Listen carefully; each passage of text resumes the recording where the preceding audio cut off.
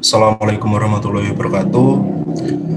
Pertama-tama, sebelumnya saya ucapkan terima kasih kepada Pak Lalu Muhammad Jailani atas kesempatannya yang telah memberikan saya kesempatan untuk mempresentasikan hasil dari tugas akhir saya. Kemudian terima kasih juga kepada para dosen penguji. Di sini ada Prof. Bangun, Pak Husnul, dan Bu Laila yang telah berkenan hadir dalam kesempatan pagi hari ini. Izinkan saya untuk mempresentasikan hasil dari tugas akhir saya, yaitu tentang analisis spasio-temporal perubahan nilai Normalized Difference Vegetation Index atau NDVI terhadap case fatality rate COVID-19 menggunakan Google Earth Engine dengan citra satelit Terra Modis. Untuk studi kasusnya, saya menggunakan Indonesia pada skala provinsi. Berikut merupakan biodata dari penyusun dan dosen pembimbing dengan penyusun saya sendiri, yaitu Reza Trinugroho dengan NRP 03311740 dan dengan dosen pembimbing Pak Lalu Muhammad Jailani, STMSC, PhD. Pertama-tama saya akan menjelaskan tentang outline dari penelitian saya, yaitu yang pertama ada pendahuluan yang berisi latar belakang, batasan masalah, serta penelitian terdahulu. Kemudian ada metodologi yang berisi rangkaian langkah yang digunakan dalam analisis penelitian. Kemudian ada bagian analisa, yaitu hasil analisis terhadap hasil penelitian yang telah saya lakukan. Kemudian di situ ada kesimpulan, yaitu berisi penarikan kesimpulan dari hasil dan analisis yang telah diperoleh. Kemudian pertama-tama saya akan menjelaskan tentang bagian pendahuluan. Nah, pada bagian ini dari laporan WHO sendiri bahwa COVID sendiri itu berasal dari Wuhan, Tiongkok.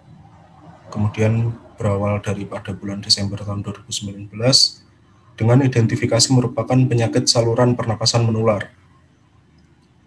Nah, penyakit ini telah menjangkit lebih dari 200 negara hingga bulan September 2020. Berdasarkan data terinfeksi yang hampir mencapai 33 juta hingga bulan September 2020 dengan data kematian yang mencapai hampir dari 1 juta, maka angka kematiannya memiliki nilai yaitu 3,03%. Hal ini tentunya cukup tinggi untuk awal pandemi. Kemudian jika dilihat di Indonesia sendiri, maka kasus mingguan tertinggi ini tertinggi terjadi pada akhir September dengan kenaikan lebih dari 600 kasus untuk rata-rata mingguannya.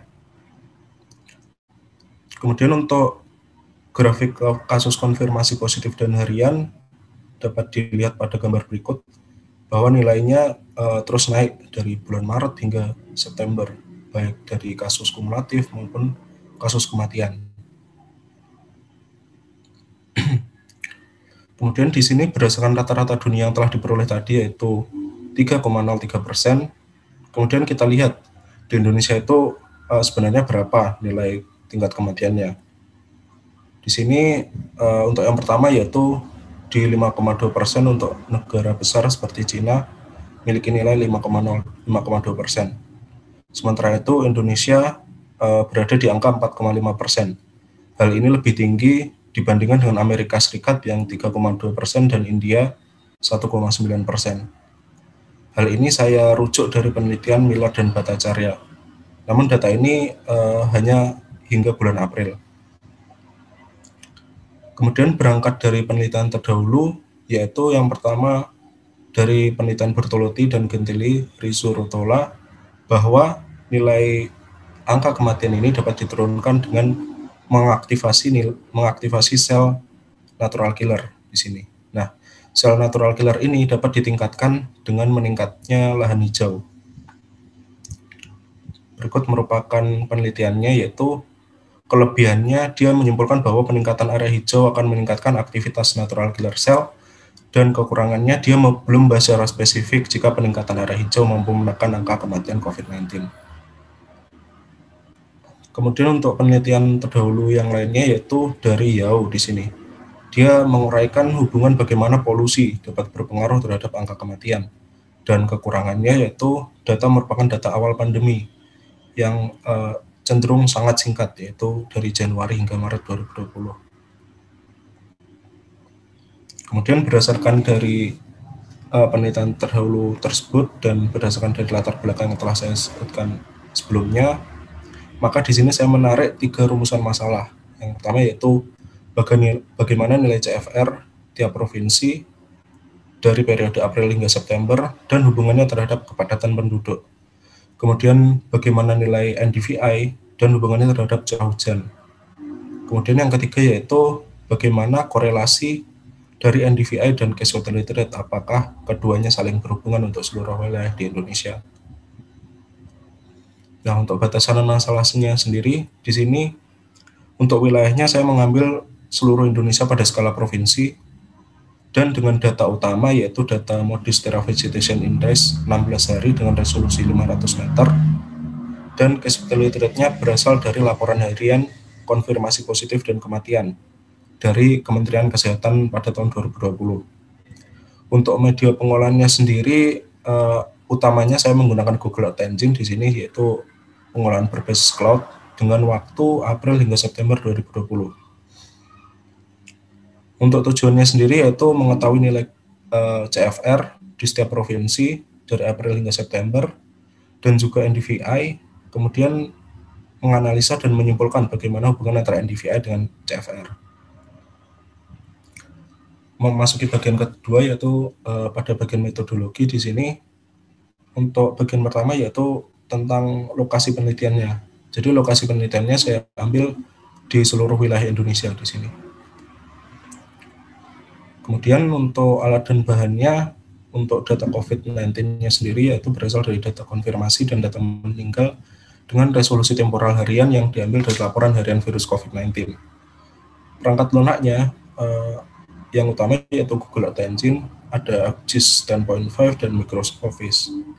Untuk data NDVI-nya sendiri, saya mendapatkannya dari dataset yang telah disediakan dari Google Earth Engine ya, yaitu di Moody's Terra Vegetation Index 16 hari global 500 meter dengan rentang waktu April hingga September 2020. Kemudian untuk data pendukung lainnya seperti data curah hujan dan data BPS. Untuk data curah hujannya sendiri saya ambil dari data CHIPS Daily Climate Hazard Group Infrared versi 2. Kemudian definisi umum yang saya gunakan di sini yaitu yang pertama case fatality rate. Case fatality rate ini merupakan total kematian pada bulan KI dibagi dengan total kasus konfirmasi bulan KI. Hal ini merujuk pada statement dari Kim pada tahun 2020. Kemudian yang kedua yaitu NDVI. Nah, NDVI ini merupakan model matematis dari kanal near infrared dan red yang mengindikasikan tentang indeks vegetasi suatu wilayah. Kemudian untuk datasetnya sendiri ini dari MOD 13A1 yang berisi nilai NDVI dan FI global ya di sini dengan resolusi 500 meter. Kemudian untuk metodologi pengolahannya sendiri, yang pertama penyiapan data di sini, penyiapan data utamanya data NDVI dari Moody's Terra Vegetation Index, kemudian vektor administrasi, data konfirmasi harian, dan data kematian harian. Untuk data NDVI-nya sendiri nanti dibuat skrip fungsi untuk mengekstraksi nilainya pada masing-masing provinsi. Kemudian untuk vektor administrasi provinsi sendiri, dia digunakan untuk mengeliminasi pulau dengan luas kurang dari 100 km. Jadi untuk menghilangkan bias-bias terhadap pulau-pulau kecil, maka di sini dilakukan filter dengan pulau luas kurang dari 100 km persegi. Nah, dari data vektor tersebut diseleksi nilai NDVI dari tiap masing-masing provinsi. Kemudian dari data konfirmasi harian dan data kematian nanti diperoleh nilai case fatality rate. Nah, di mana nanti nilai NDVI dan case fatality rate nanti diolah pada poin ABC. Nah, untuk poin A-nya sendiri nilai NDVI-nya nanti dianalisis dengan data curah hujan dari CHIPS. Kemudian data case fatality rate-nya nanti dapat dilakukan dua analisis, yaitu dengan NDVI dan data kepadatan penduduk. Dengan NDVI nanti akan diperoleh korelasi NDVI dengan casualty rate COVID-19. Berikut merupakan skrip perhitungan secara umum ya. Di sini saya mengambil nilai dari NDVI dari dataset. Kemudian untuk analisis korelasinya sendiri, saya menggunakan klasifikasi yang dari Hinkle tahun 2003 di sini, bahwa ada 5 kelas di sini, dari kelas yang korelasi yang dapat diabaikan dan korelasi yang sangat kuat di sini. Kemudian memasuki bagian hasil dan analisis. Di sini yang pertama yaitu hasilnya dari pertama yaitu CFR. Nah, berikut merupakan peta dari CFR-nya sendiri. Di sini dapat dilihat bahwa CFR itu pada bagian tiap provinsi cenderung stabil pada tiap bulannya. Di sini. Dari April hingga September 2020. Tapi di sini ada satu data yang memang tinggi nilainya, yaitu di Bengkulu pada bulan Juni 2020 mencapai hampir 30%. Berikut merupakan data tabularnya. Di sini dapat dilihat bahwa ada beberapa bulan yang memiliki nilai CFR kosong, artinya tidak dideteksi adanya kematian pada bulan tersebut. Kemudian untuk data tersebut, saya dapat menyimpulkan beberapa provinsi dengan nilai CFR tertinggi. Di sini untuk casualty rate tertinggi yaitu di Provinsi Bengkulu, diikuti oleh Jawa Timur dengan nilai 7,72% dan Sumatera Utara dengan 6%. Kemudian dengan mengaitkan dengan peta kepadatan penduduk, di sini saya menggunakan kepadatan penduduk dengan mengeluarkan Jakarta, karena memang Jakarta kepadatan penduduknya terpaut sangat jauh dibandingkan dengan kepadatan penduduk lainnya. Di sini Jakarta memiliki nilai kepadatan penduduk 15.000, sementara provinsi kedua dengan nilai kepadatan penduduk tertinggi hanya 1.365. Maka di sini untuk petanya saya keluarkan Jakarta di sini. Kemudian saya analisis berdasarkan pulau. Itu yang pertama di Pulau Sumatera, kedua Kalimantan, ketiga Sulawesi, keempat ini Maluku dan Papua, kelima Bali dan Nusa Tenggara, dan yang keenam di Pulau Jawa. Diperoleh hasil sebagai berikut. Ini untuk Pulau Sumatera, bahwa nilai kepadatan penduduk berpengaruh lemah di Sumatera ini. Jadi memang ada pengaruh kepadatan penduduk, namun hanya sedikit atau lemah. Kemudian untuk Kalimantan sendiri, ini berpengaruh sedang, dengan nilai korelasi 0,639. Kemudian untuk Pulau Sulawesi juga dapat dikategorikan sedang untuk pengaruhnya dari kepadatan penduduk sendiri, yaitu 0,434, dan Maluku dan Papua juga sedang cukup tinggi, yaitu 0,590 di sini. Kemudian untuk Bali dan Nusa Tenggara tidak menunjukkan hubungan di sini, artinya memang berbeda dari harapan, yaitu bahwa hubungannya akan positif, namun di sini malah menyatakan hubungan negatif, yang artinya memang tidak dipengaruhi kepadatan penduduk dan CFR. Kemudian untuk Pulau Jawa sendiri, saya lakukan dua analisis di sini. Pulau Jawa dengan memasukkan Jakarta dan tanpa Jakarta. Di sini dengan memasukkan Jakarta, saya peroleh bahwa nilai kepadatan penduduk dengan CFR berbanding terbalik di sini, artinya memang tidak ada pengaruh di sini. Kemudian dengan mengeluarkan Jakarta dari analisis, malah membuat nilainya semakin rendah di sini, yaitu minus 0,87. Artinya memang tidak ada pengaruh kepadatan penduduk dan CFR di Jawa ini. Kemudian untuk analisis setelahnya yaitu NDVI. Nah, NDVI-nya sendiri ini hampir sama di tiap bulannya. Namun yang saya sorot di sini adalah DKI Jakarta dengan nilai NDVI paling rendah, yaitu 0,292 hingga 0,350. Bengkulu menjadi nilai dengan NDVI yang paling tinggi di sini. Berikut merupakan data tabularnya di sini. Dapat dilihat bahwa nilai Jakarta memang paling rendah dibandingkan dengan provinsi lainnya, berkisar antara 0,6 hingga 0,8. Kemudian analisis selanjutnya itu terkait dengan NDVI dan curah hujan di sini. Untuk bulan April hingga Juli, curah hujan dan NDVI sama-sama menunjukkan tren penurunan di sini. Namun berbeda di bulan Agustus di sini.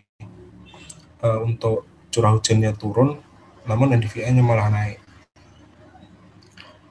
Kemudian berdasarkan hasil tersebut dilakukan korelasi dengan curah hujan. Diperoleh bahwa curah hujan berpengaruh sedang terhadap nilai NDVI di sini dengan nilai korelasi 0,482. Kemudian analisis terakhir yaitu analisis korelasi. Diperoleh korelasi NDVI dan case fatality rate di sini bahwa tidak semua wilayah di Indonesia memiliki nilai negatif. Asumsi awal yang saya gunakan yaitu bahwa nilai NDVI akan berbanding terbalik dengan nilai case fatality rate. Artinya semakin tinggi nilai NDVI, maka nilai case fatality rate akan semakin turun. Namun asumsi tersebut hanya berlaku pada beberapa wilayah di Indonesia di sini. Nah, untuk korelasi negatif terkuat yang artinya paling sesuai dengan hipotesis yaitu di Pulau Bali. Di sini bernilai 0,671, kemudian NTT dan Kalimantan Timur. Kemudian untuk yang paling tidak sesuai ada di Kalimantan Selatan dan Sulawesi Utara. Kemudian digambarkan secara nasional di sini, grafik secara nasional berwarna hitam di sini dengan nilai R kuadrat 0,470 dan nilai koefisien korelasi 0,686. Nah, di sini artinya jika digambarkan secara nasional maka nilai korelasi atau hubungan hipotesis ini memang tidak berlaku untuk nasional, namun berlaku untuk sebagian wilayah seperti Bali, Kalimantan, dan NTT seperti tadi. Namun untuk nasional hal ini memang tidak cocok. Kemudian kenapa tidak sesuai berdasarkan asumsi yang saya lakukan di sini bahwa kasus penyebaran COVID-19 dianggap tersebar secara seragam atau secara merata. Artinya di sini memang tidak memperhitungkan letak geografis di sini. Wilayah dengan misal di hutan itu dianggap seragam dengan kota. Kemudian adanya model lain yang lebih berpengaruh dibandingkan faktor indeks vegetasi. Seperti yang pertama itu ada fasilitas kesehatan, kemudian ada mobilitas masyarakat, kemudian juga ada perilaku masyarakat yang tidak taat dengan protokol kesehatan. Kemudian memasuki bagian terakhir yaitu kesimpulan. Yang pertama tentang case fatality rate. Nah, case fatality rate sendiri ini diperoleh untuk Indonesia dengan rata-rata lebih dari 3%, dengan nilai pastinya 3,597%, dan wilayah dengan pengaruh kepadatan penduduk dengan case fatality rate tadi yang cocok yaitu di Pulau Kalimantan, Sumatera, Sulawesi, dan Maluku, Papua. Namun untuk Jawa, Bali, dan Nusa Tenggara memang tidak dipengaruhi oleh kepadatan penduduk, yang artinya di situ memang fasilitas kesehatan dan kapasitas tracking dan tracing lebih bagus di situ, sehingga nilainya lebih representatif. Kemudian di sini untuk nilai NDVI-nya sendiri, di sini DKI Jakarta merupakan provinsi dengan nilai NDVI terendah yaitu 0,292 hingga 0,350. Dengan adanya pengaruh curah hujan di sini yaitu R bernilai 0,482 dengan rata-rata nasionalnya berkisar antara 0,6 hingga 0,8, yang artinya nilai NDVI ini tergolong baik. Kemudian untuk analisis korelasinya sendiri, bahwa dalam penelitian ini dapat disimpulkan bahwa secara umum hipotesis yang menunjukkan bahwa nilai NDVI tinggi mampu menekan nilai case fatality rate tidak sesuai untuk wilayah secara nasional. Terdapat 18 provinsi yang tidak memiliki hubungan. Artinya untuk secara keseluruhan terdapat 16 provinsi yang memang hal itu sesuai. Kemudian memasuki saran dan rekomendasinya, yaitu yang pertama tentang parameter, yaitu penambahan parameter lain dapat dilakukan, yaitu tentang seperti komposisi usia penduduk dan juga fasilitas kesehatan. Dan yang kedua tentang waktu, penelitian ini dapat terus dilakukan seiring berjalan waktu. Jadi memang penelitian ini dapat terus dilakukan selama pandemi itu masih ada. Berikut merupakan daftar pustaka yang saya gunakan dalam penelitian ini. Terima kasih atas kesempatannya. Ada kurang lebihnya saya mohon maaf. Wassalamualaikum warahmatullahi wabarakatuh.